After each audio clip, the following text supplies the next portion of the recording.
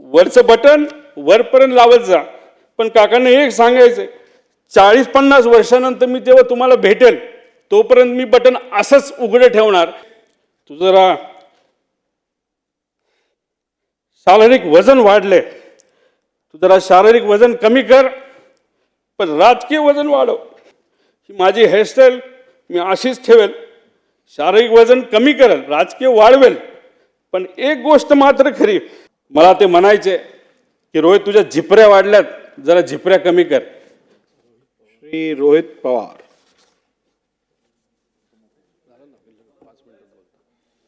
सगळ्यांनाच बोला. अध्यक्ष महोदय, माझे अजित काका, महाराष्ट्राचे अजित दादा, विकासाचा वादा अजित दादा. आजचा हा प्रसंग माझ्यासाठी व सर्वांनाच प्रचंड भावनिक आहे. पवार साहेबांच्या बरोबर ज्यांच्याकडे बघून आम्ही राजकारणात प्रेरणा घेतली, तो आमचा अभिमान, स्वाभिमान, आमचा आधार माझे काका आणि महाराष्ट्राचे अजितदादा यांचा शोक प्रस्तावावर बोलण्यास मी आज या ठिकाणी उभा आहे. मुख्यमंत्री साहेबांनी हा शोक प्रस्ताव या ठिकाणी इथं मांडला आणि या प्रस्तावाला त्या ठिकाणी मी पाठिंबा देतो. जन्मतारीख 22 जुलै 1959, निधनाची तारीख 28 जानेवारी 2026, 66 वर्षे 6 महिने आणि 6 दिवस असा हा त्यांचा आयुष्याचा प्रवास. पायाखालची जमीन सरकणे काय असते ते 28 जानेवारीला आम्ही सर्वांनी तिथं अनुभवलं. अजितदादांचं कार्य समाजकारणाचं असेल, राजकारणाचं असेल, हे 40 वर्षापेक्षा जास्त आहे. माझं वय 40 आहे, म्हणजे माझ्या वयापेक्षा जास्त अनुभव हा अजित काकांचा राजकारणामध्ये त्या ठिकाणी होता.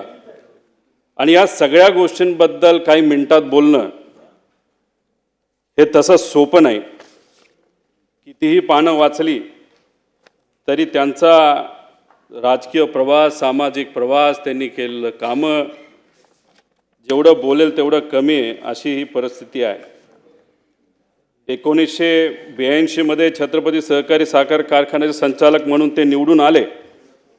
त्यावेळेस सुरू झालेला प्रवास हा 2026 पर्यंत राज्याचे उपमुख्यमंत्री म्हणून काही काळ अजून त्यांना मिळालं असतं, काही वर्ष त्यांना मिळाली असती तर या महाराष्ट्राचं सर्वात प्रमुख राजकीय स्थान म्हणजे मुख्यमंत्रीसुद्धा अजितदादा झाले असते, असा विश्वास हा आम्हा सगळ्यांना, महाराष्ट्रातल्या जनतेला अध्यक्ष महोदय त्या ठिकाणी आहे. या विधानसभेमध्ये आल्यानंतर अजूनसुद्धा दादा कुठं बसलेत आमच्याकडे लक्ष ठेवून असतील.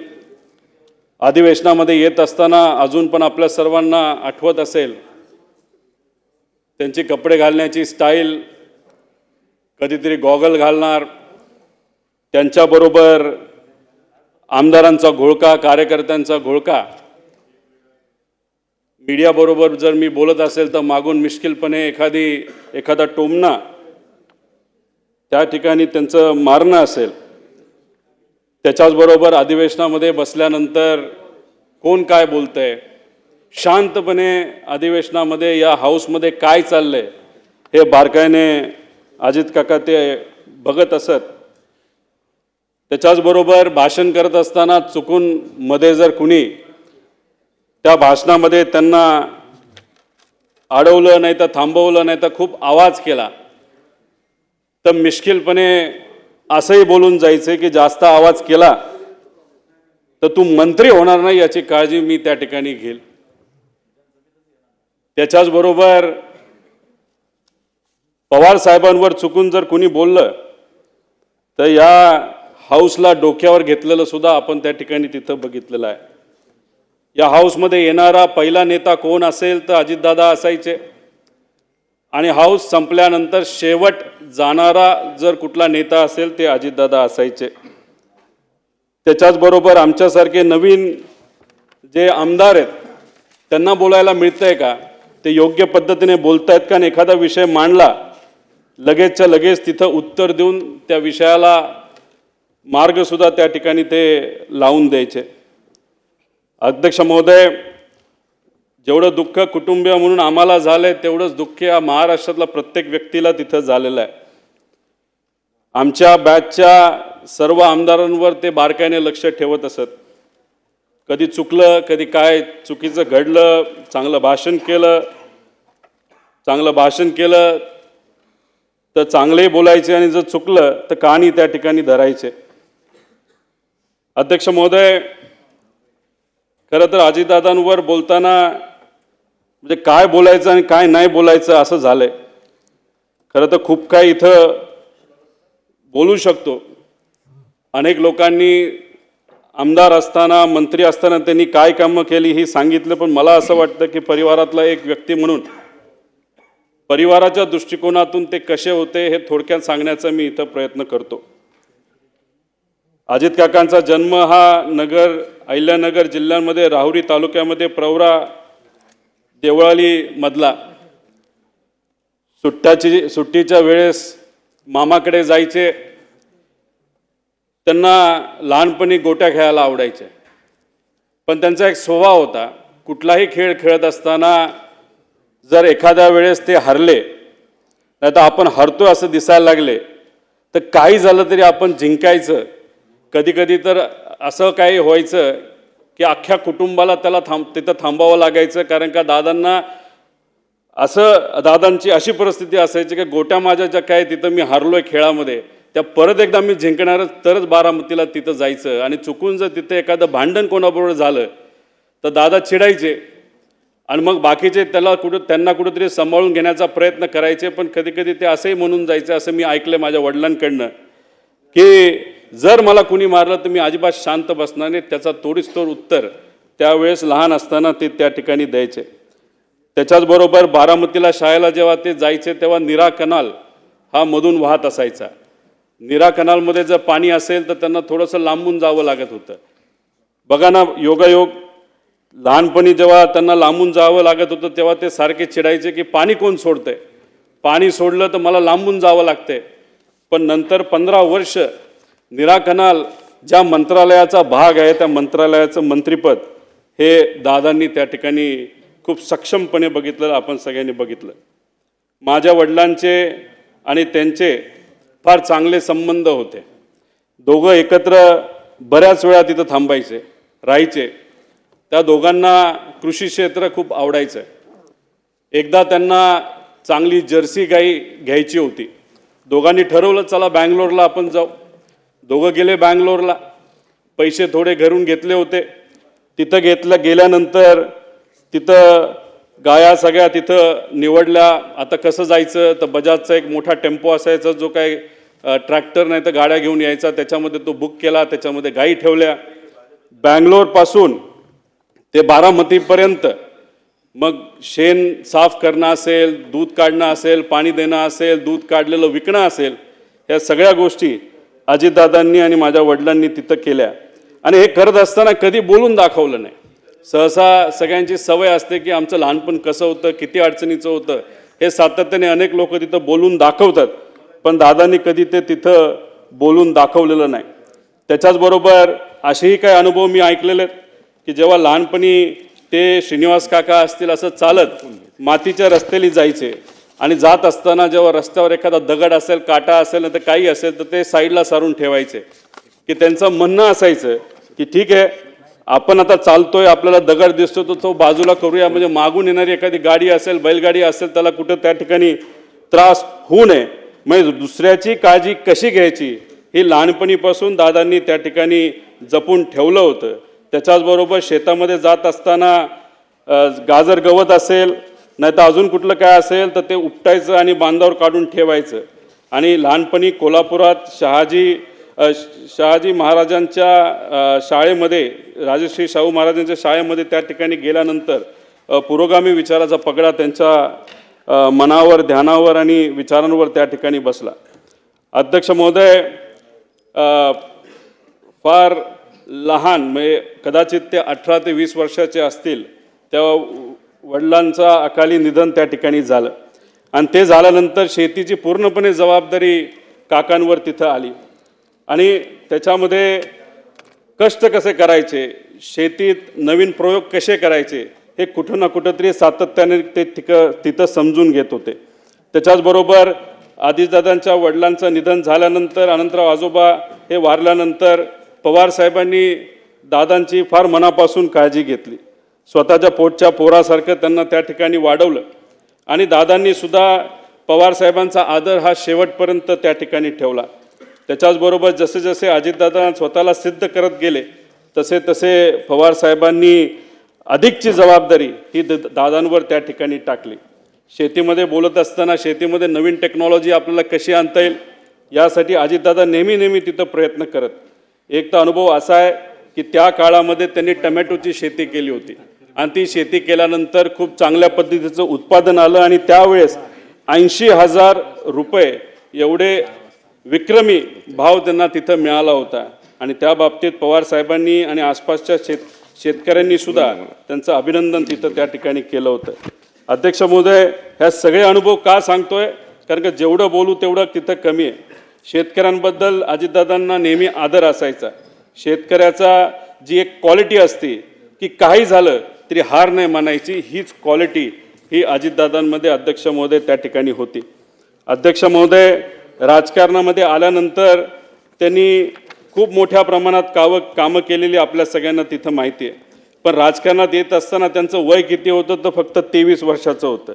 1982 त्यांनी श्री छत्रपती सहकारी साखर कारखान्या निवडणुकीमध्ये तिथं डायरेक्टर झाले. तिथून त्यांची तिथं सुरुवात झाली. त्याच्यानंतर जिल्हा सहकारी बँक, शिक्षण संस्था, दूध संस्था, क्रीडा संस्था, खासदार, आमदार, मंत्री, कॅबिनेट मंत्री, विरोधी पक्ष नेते अशा पद्धतीने विविध पदं भूषवली. पण त्या पदं भूषवत असताना खूप मनापासून त्या पदासाठी न्याय देण्याचा प्रामाणिकपणे त्यांनी त्या ठिकाणी प्रयत्न केला. कुठेही असं केलं नाही की मला हे पद मिळालं त्या पदाचा वापर फक्त मला झाला पाहिजे. सकाळपासून संध्याकाळपर्यंत लोकांच्या हितासाठी त्यांनी त्या ठिकाणी काम केलं आणि हे काम करत असताना त्या विभागाचे जे कुठले अधिकारी असतील त्या अधिकाऱ्यांना सुद्धा विश्वासात घेतलं. एखादा चांगला अधिकारी एखादी चांगली गोष्ट सांगत असेल आणि आपण मंत्री आहोत म्हणून त्याचा आवाज बंद करायचा नाही तर त्याला कमी लेखायचं हे कधी दादांनी तिथं केलेलं नाही आणि त्यामुळेच अधिकाऱ्यांमध्ये सुद्धा दादांबद्दल फार चांगली भावना ही शेवटपर्यंत त्या ठिकाणी राहिली. अध्यक्ष महोदय, त्या दादांकडे जर आपण पदं बघितली तर अनेक मोठी पदं आहेत. त्या पदामध्ये म्हणजे फारच पण बऱ्याच लोकांनी त्या विषयावर बोलल्यामुळे मी काही जास्त त्याच्यात बोलत नाही. फक्त एकच सांगतो, अजितदादांबद्दल बोलत असताना बऱ्याच लोकांना काही गैरसमजसुद्धा होते. दादांचा स्वभाव खूप कडक आहे असं लोक म्हणायचे. पण मगाशी जसं उदाहरण दिलं, दादा एका फणसासारखे होते, बाहेरून एकदम कडक पण आतून एकदम गोड, तसा त्यांचा तिथं स्वभाव असायचा. पण काही स्वार्थी व्यक्तिगत विषय घेऊन बेकायदेशीर विषय घेऊन येणाऱ्या लोकांबद्दल मात्र ते चीड करायचे. पण एखादा सामान्य व्यक्ती त्यांच्याकडे आला तर लगेचच्या लगेच तिथं काम आपल्याला कसं करून घेता येईल याचं प्राधान्य ते नेहमी त्या ठिकाणी देत असायचं. त्याच्याचबरोबर असे काही जण म्हणायचे की त्यांना राजकारण सोडून दुसऱ्या कशातच रस नाही. पण एखादे चांगले चित्र असेल, चांगली कलाकृती असेल तर नक्कीच त्याला त्या ठिकाणी ते वेळ द्यायचे. चांगली गाणी, जुनी गाणी ही गायला ऐकायला त्यांना त्या ठिकाणी आवडायचं. त्याच्याचबरोबर त्यांना पिक्चर बघायला सुद्धा आवडायचं. पण बहुतांश पिक्चर त्यांचे ते आवडकीचे जे होते ते सर्व जुने पिक्चर होते. खरं तर मी मध्ये त्यांना विनंती केली होती की KGF पिक्चर हे तुम्ही बघा, रॉकी बाय. कारण की एका प्रचारामध्ये मी कुठेतरी बोलून गेलो, आजचे रॉकी बाय कोण आहेत राजकारणात, ते तर दादा आहेत. तर दादा म्हणले, हा कसला पिक्चर तू काढला? म्हटलं, दादा जेव्हा प्रचार होईल, आपण पिंपरी चिंचवडमध्ये सत्तेत येऊ, त्यानंतर आपण दोघं एकत्रित बसून तो पिक्चर बघू. पण ते स्वप्न माझं जे कुठलं छोटं असेल ते त्या ठिकाणी काही पूर्ण होऊ शकत नाही. अध्यक्ष महोदय, खरं तर अजितदादांची दुसरी बाजू, जेव्हा केव्हा एखादा कार्यकर्ता अडचणीत येतो तेव्हा ते मनापासून त्या कार्यकर्त्याला मदत करत असेल. आपण एखाद्या पदावर असलो काय नसलो काय, लोक जेव्हा अडचणीत असायची त्या लोकांना सुद्धा तिथं मदत ते सातत्याने त्या ठिकाणी करत होते. 2005 साली मांढरादेवी दुर्घटनेतील चेंगराचेंगरीत सुमारे 300 जणांचा मृत्यू झाला. अजितदादा लगेचच्या लगेच तिथं गेले. जी काय मदत आपल्याला शासनाकडनं, प्रशासनाकडनं आणि व्यक्तिगत करता येईल ती मदत तिथे असणाऱ्या लोकांना व त्यांच्या नातेवाईकांना तिथं केली. अध्यक्ष महोदय, पक्ष संघटना बांधणीमध्ये सुद्धा त्यांचं खूप मनापासूनचं लक्ष तिथं असायचं. कार्यकर्त्याला काय लागतं, कसं लागतं, त्यांना मदत कशी आपल्याला करता येईल, त्याच्याचबरोबर तरुणांना राजकारणाकडे आकर्षित करणं हे काय सहसा सगळ्यांना जमतं असं नाही. पण दादांच्या अवतीभोवती हे युवा कार्यकर्ते सातत्याने असायचे. अनेक युवा कार्यकर्त्यांना त्यांनी राजकारणामध्ये संधी दिली, आमदार बनवलं. आमदार झाल्यानंतर त्यांना मंत्री बनवलं. त्यामुळे नवीन कार्यकर्त्याला ताकद देणं हे दादांना खूप मनापासून त्या ठिकाणी माहीत होतं आणि त्यांची ती आवड असायची. निवडणूक कशी लढवावी, कुणाला उमेदवारी द्यावी, कुणाच्या बंडखोरीला छुपा आशीर्वाद द्यावा, सत्तेची मोठ कशी बांधावी, सत्ता कशी मिळवावी, सत्ता कशी टिकवावी आणि सत्ता कशी गाजवावी हे अजितदादांकडनं आपण सर्वजण शिकू शकतो.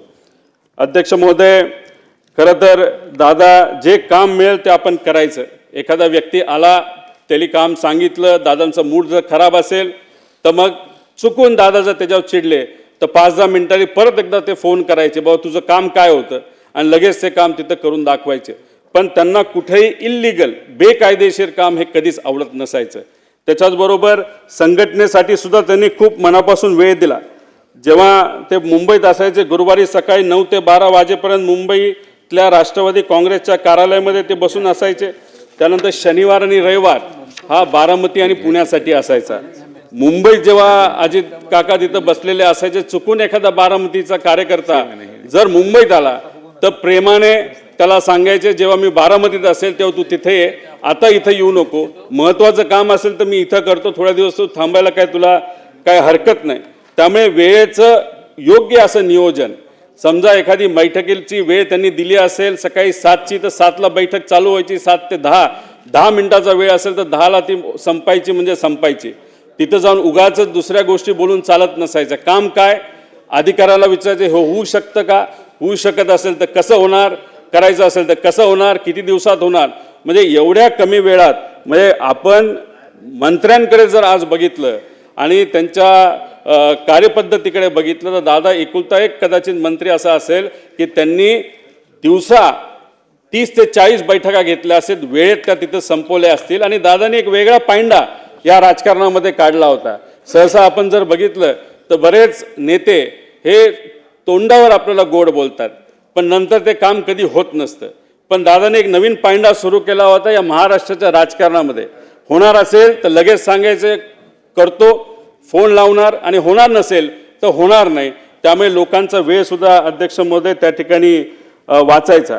त्याच्याचबरोबर मंत्री म्हणून जे सिंचन क्षेत्रातलं काम त्यांनी खूप मोठ्या प्रमाणात केलं. पाटबंधारे मंत्री असताना सुद्धा त्यांनी खूप मोठ्या प्रमाणात कामं केली. विदर्भासाठी, मराठवाड्यासाठी, पश्चिम महाराष्ट्र, कोकण, उत्तर महाराष्ट्र यासाठी त्यांनी तिथं काम केलं. पाणी पुरवठा मंत्री असताना सुद्धा त्यांनी खूप मोठ्या प्रमाणात कामं केली. अर्थमंत्री म्हणून तर एकदम शिस्तीचे मंत्री आणि अर्थमंत्री म्हणून त्यांची तिथं ओळख आहे. 11 वेळा त्यांनी बजेट तिथं सादर केलं आणि ते करत असताना काटकसरीने आपल्याला राज्याची तिजोरी ही कशा पद्धतीने त्या ठिकाणी त्याचं नियोजन करता येईल हे दादांनी आपल्या सर्वांना दाखवून दिलं. करोना काळामध्ये आर्थिक अडचण असताना सुद्धा योग्य असं नियोजन करून या महाराष्ट्राचं जे आर्थिक घडी आहे ती त्या ठिकाणी बसवलेली आपण सर्वांनी तिथं बघितली. जिल्हा नियोजन समितीला भरघोस निधी दिला. आमदार निधीमध्ये मोठ्या प्रमाणात वाढ केली आणि ह्या सर्व गोष्टींमुळे या महाराष्ट्राच्या विकासासाठी खूप मोठ्या प्रमाणात मदत त्या ठिकाणी झाली. त्याच्याचबरोबर ऊर्जा मंत्री असताना सुद्धा त्यांनी अशी कधी परिस्थिती आणली नाही की आपल्याला ट्रान्सफॉर्मर पाहिजे, आपल्याला त्या ठिकाणी DP पाहिजे आणि DP तो MSEBीकडे नाही आहे. तिथं एवढं पैशाचं नियोजन चांगल्या पद्धतीने केल्यामुळे कोणालाही कुठल्याही शेतकऱ्याला त्या ठिकाणी अडचण झाली नाही. त्याच्याचबरोबर महावितरण, महापरेषण आणि महाजेनको या तिन्ही कंपन्या आर्थिक दृष्टिकोनातून सबलीकरणाकडे दादांनी त्या ठिकाणी नेला. क्रीडा क्षेत्रात तर त्यांचं काम मोठंच आहे.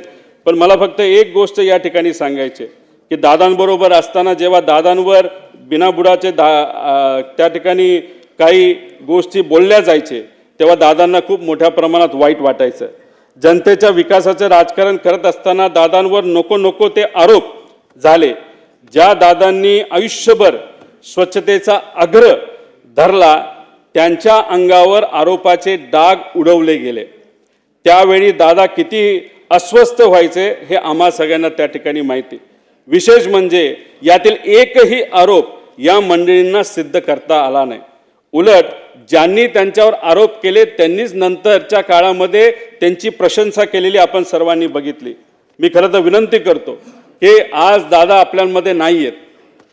जे आरोप झाले ते कधी सिद्ध झाले नाही, ते आरोपच होते, नाही तर राजकीय कदाचित भाषणं असू शकतात.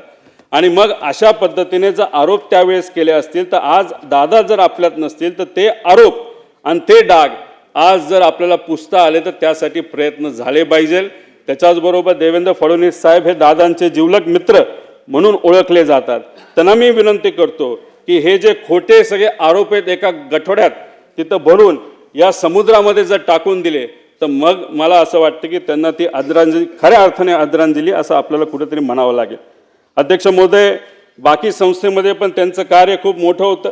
काकांनी PDCC बँक असो, विद्या प्रतिष्ठान असो, VSI, PDEA अशा इतर संस्थांमध्ये सुद्धा खूप चांगल्या पद्धतीने काम केलं.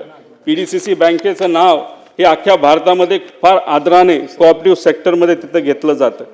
अजितदादा आणि बारामतीचं नातं फारच वेगळं आहे. दादा बारामतीवर खूप मनापासून प्रेम करायचे आणि बारामतीकर दादांवर खूप मनापासून प्रेम करायचे. तिथं गेल्यानंतर कुठलाही विषय असेल तर दादा लगेचच्या लगेच तिथं लोकांचा सोडवायचे. झाडाकडे जेवढं लक्ष असायचं तेव्हा झाडाच्या फांद्यांकडे सुद्धा लक्ष असायचं. एखाद्या गावामध्ये काय कुठली अडचण आहे, कोणाची अडचण आहे, कशा पद्धतीने आपल्याला काम करता येईल, ॲडमिशनचा विषय आहे का, MIDCचा विषय आहे का, नोकरीचा विषय आहे का, लाईटचा विषय आहे का, एवढा मोठा नेता असताना, या राज्याचा उपमुख्यमंत्री असताना सुद्धा एखाद्या व्यक्तीला, बारामतीच्या एखाद्या व्यक्तीला एखादा विषय सांगितला, एखादी अडचण सांगितली तरी लगेचच्या लगेच ती आपल्याला कशी सोडून देता येईल याचा प्रयत्न हा अजितदादाने तिथं केला. बारामती पॅटर्न काय असतं हे पवार साहेबांच्या विजनली अजितदादांनी त्या ठिकाणी सगळ्यांना दाखवून दिलं. अहो, विरोधक सुद्धा बोलत असताना भाषणात सांगतात की आम्ही या भागामध्ये बारामती करून दाखवतो. असा एक पॅटर्न हा अजितदादांनी अख्ख्या महाराष्ट्राला सोडा अख्ख्या देशाला तिथं त्या ठिकाणी करून दाखवला. तसंच काहीतरी पिंपरी चिंचवडमध्ये सुद्धा विकासाच्या माध्यमातून तिथं चांगल्या गोष्टी केलेल्या आपण सर्वांनी तिथं बघितल्या. अध्यक्ष महोदय, किती कमिटेड होते दादा काका हे मी तुम्हाला एका उदाहरणाच्या माध्यमातून तुम्हाला सांगतो. पुणे जिल्हाधिकारी कार्यालयाचं उद्घाटन 2014 मध्ये झालं. ही बिल्डिंग कुणी मान्य केली होती तर दादांनी त्याची मान्यता दिली होती. डिझाईन त्यांनी बघितलं होतं. तिथं कॉन्ट्रॅक्टर जो काही कॉम्पिटिटिव्ह बिडिंगच्या माध्यमातून आला होता, त्यानंतर आर्किटेक्टपासून सगळ्या गोष्टी दादांनी बघितल्या होत्या. फक्त 2014ला सत्ता बदलली आणि त्या बिल्डिंगच्या उद्घाटनासाठी दादांना बोलवलं गेलं नाही. पण तरीसुद्धा बिल्डिंगचं उद्घाटन होणार आहे, CM आणि इतर नेत्यांच्या माध्यमातून होणार आहे. दादा आदल्या दिवशी रात्री गेले, अधिकाऱ्यांना बोलवलं, आर्किटेक्टला बोलवलं, कॉन्ट्रॅक्टरला बोलवलं. कुठं काय चुकीचं आहे का, कुठं काय साफसफाई राहिली का, ह्या सगळ्या गोष्टी त्यांनी बघितल्या. एवढी कमिटमेंट ही अजित काकांची, अजितदादांची तिथं आपण सर्वांनी या महाराष्ट्राच्या राजकारणामध्ये तिथं बघितली. अध्यक्ष महोदय, 2 मिनटं फक्त राहिले. मी आणि अजितदादा म्हणजे फार आमचं जवळचं नातं होतं. माझ्या जीवनामध्ये मला जिल्हा परिषदेचं म्हणजे राजकारणातलं पहिलं तिकीट जर कुणी दिलं असेल तर ते अजित काकांनी दिलं. आमदारकीचं तिकीट जर कुणी दिलं असेल तर ते माझ्या काकांनी तिथं मला दिलं. आमच्या परिवारामध्ये आमचे जे काका असतात ते पुतण्याचं लग्न तिथे ठरवतात. पवार साहेबांनी काकांचं ठरवलं आणि माझ्या काकांनी माझं तिथं ठरवलं आणि ती गोष्ट कधी मी आयुष्यात विसरणार नाही. माझे होणारे सासरे त्यांना भेटायला गेले होते आणि त्यांनी विचारलं होतं माझी मुलगी रोहितला मी देणार आहे, त्याबद्दल तुमचं काय मत आहे. 1 सेकंड सुद्धा त्यांनी तिथं लावला नाही. म्हणाले की होतकरू मुलगा आहे, कष्टाळू मुलगा आहे, विजन घेऊन चालतो, लगेचच्या लगेच तिथं लग्न करून टाक. आणि स्वतः आजारी असताना सुद्धा काका तिथं लग्नाला आले होते आणि तिथं आदरातिथ्य जर तुम्ही बघितलं तर त्यांच्याच मुलाचं लग्न आहे अशा पद्धतीने त्या दिवशी ते तिथं वावरत होते आणि त्या पद्धतीने त्यांनी तो आशीर्वाद तिथं मला दिला. अहो, जेव्हा पक्ष वेगळा झाला तेव्हा काही प्रमाणात दादांकडनं साहेबांबद्दल काय गोष्टी बोलल्या गेल्या असतील, आम्ही तिथं बोललो गेलो असेल. पण काही दिवसांपूर्वी जेव्हा काका आणि आम्ही सर्वजण बारामती हॉस्टेलला भेटलो होतो, आम्ही तिथं सातत्याने चर्चा करत होतो. गेल्या काही महिन्यांमध्ये दादांबरोबर फार जवळून काम करण्याची तिथं संधी मला मिळाली. एक विकास लवांडे नावाचा कार्यकर्ता आहे. अजितदादांवर अतिशय जहाल पद्धतीने त्यांनी टीका केली होती जेव्हा पवार साहेबांना सोडलं होतं. तेव्हा ते विकास लवांडेंना काही 1.5 महिन्यापूर्वी दादांना भेटवलं. दादा हे विकास लवांडे. तेव्हा दादांनी सांगितलं, मीच त्याला पक्षामध्ये आणलंय. अहो दादा, तुमच्या विरोधात त्यांनी खूप काय बोलले म्हणतो, तुम्हाला भेटायला घाबरतोय. तेव्हा दादा म्हणाले, अरे तू बोलला हे बरोबर आहे, पण मी पण बोललो होतो ना पहिलं दुसरं भाषण, त्यामुळे मी पण चुकलो, तू पण चुकला. आता काय नाही, आता आपल्याला एकत्र एका विचाराने त्या ठिकाणी काम करायचं. अशा मोठ्या मनाचे हे माझे काका त्या ठिकाणी होते. त्याच्याचबरोबर अध्यक्ष महोदय, शेवट काही गोष्टी बोलत असताना प्रशासनावर वचक असणारा नेता गेला, जाती धर्माच्या पलीकडे काम करणारा नेता गेला, सूर्याशी स्पर्धा करणारा नेता गेला, सूर्य उगवण्याआधी कामाला सुरुवात व सूर्य मावळल्यानंतर काम बंद करणारा नेता गेला. अजितदादांच्या जाण्याने महाराष्ट्राच्या राजकारणातील एक लोकनेता गेला. महाराष्ट्राच्या राजकारणातील रुबाब गेला. बेट्या म्हणून आव्हान देणारा ग्रामीण बाज गेला. महाराष्ट्रातील राजकारणाचा रांगडेपणा गेला. राज्याच्या राजकारणातील बेधडकपणा गेला. राज्याच्या राजकारणातील वेग आणि आवाका गेला. महाराष्ट्रातील राजकारणाचा जिवंतपणा गेला. सगळ्यात महत्त्वाचे, राज्याच्या राजकारणातील मिश्किलपणा गेला. अजितदादा पवार नावाचा जादूगार हसवत हसवत संबंध महाराष्ट्राला निशब्द करून गेला. मला ते म्हणायचे की रोहित, तुझ्या झिपऱ्या वाढल्यात, जरा झिपऱ्या कमी कर.